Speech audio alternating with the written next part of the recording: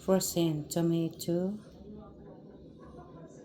frozen squash, frozen laufa, frozen battle gourd. Kung sa Bisaya, ano nga ito?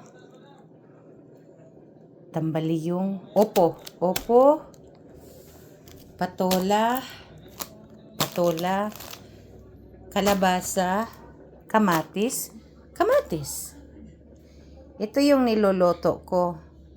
Kasi winter, hindi kami makapagtanim dito. Kaya ito na siya. Kaya stuck ka talaga pag end of the summer na mag-stuck ka na talaga. Kaya ito, magugulay mo pag winter. Hindi ka nabibili doon sa palengke, ang layo. Kaya ayun. So save mo na lahat yung pinaghirapan mo, 'di ba? Ito lang ang video ko ngayon, guys. Thank you.